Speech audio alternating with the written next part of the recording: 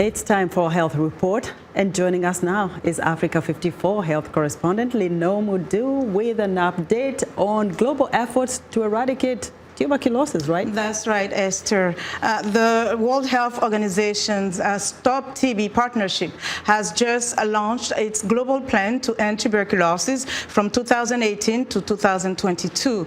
Among its aspirations, the plan calls for $2.6 billion per year for research and development of new tuberculosis diagnostic tools, new drug regimens, and a new vaccine, as well as $13 billion per year for TB care and prevention. The Pediatric Drug-Resistant TB Initiative was also launched to address the challenges of access to proper treatments for children infected with TB.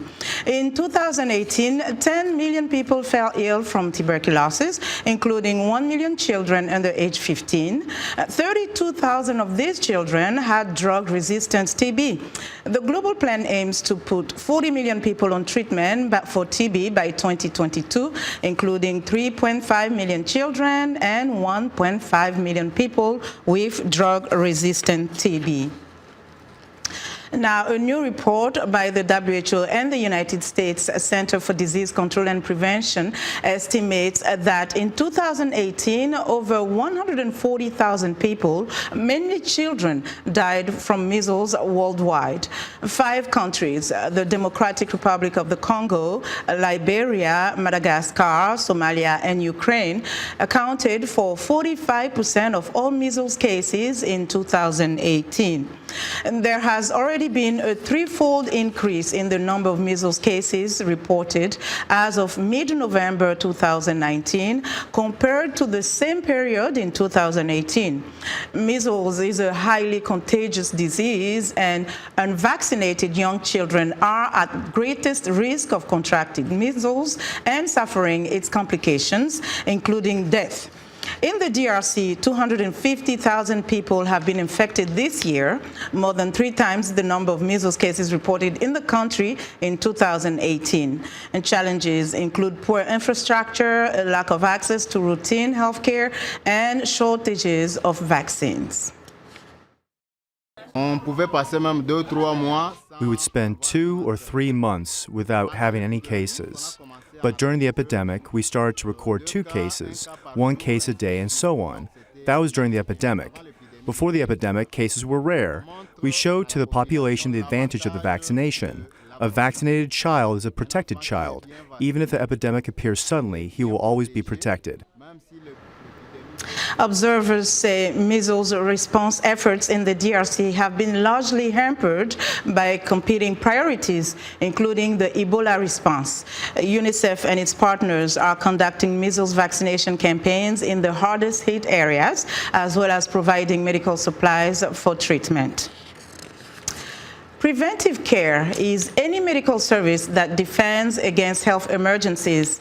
It includes doctor visits such as annual physicals, well-women appointments, and dental cleanings. Some medicines such as immunizations and allergy medications are preventive. Dr. Crispine Semakula, internal medicine specialist, discusses some ways of improving preventive care in Africa. Health is sort of a complex dimension of multiple things, from prevention into actually taking care of acute medical problems that arise as a result of the fairly indifferent aspect of our life as the way we were created by God, disease from infection to etc.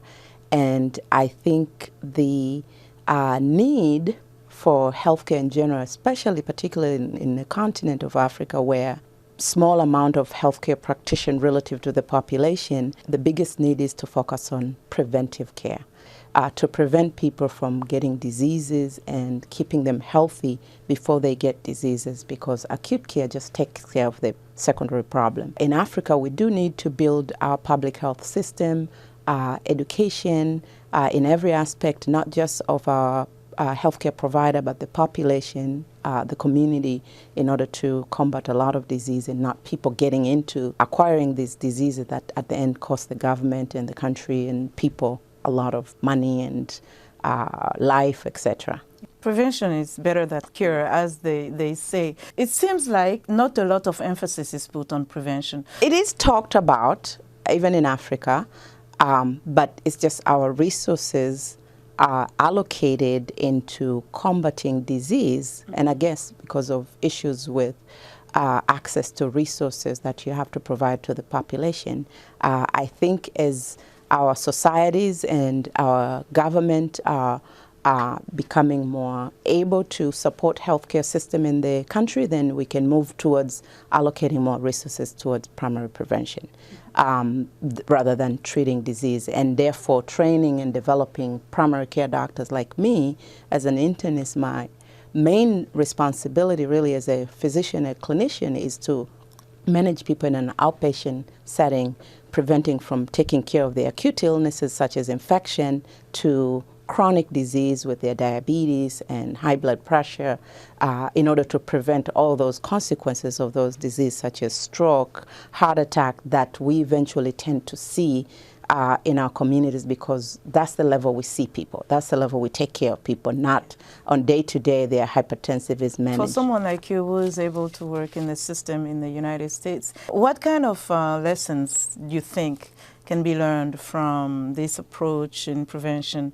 Public education. Even in a hospital setting, as an acute care doctor who manages patients who are hospitalized, when they come to the hospital, we do everything to try to deal with the primary problem they come in, but also educate in terms of how preventing and also connecting them back to on continuum of care in outpatient setting where they will see a doctor on a regular basis, and create a system that allow those level of care to be accessible, educate the population, because like in Tanzania, I have friends and relatives who can afford, in a sense, because they have health insurance to get preventive primary care, but there's no awareness as much, where you gotta be, for almost everybody, that you have to see your doctor at least once a year, get checked for these things, follow the lifestyle. So those are some of the things that in particular Tanzania is working on and should continue to work on those efforts.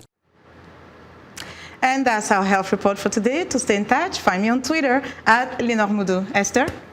Thank you very much, Lenore. Very informative right there. Thank you.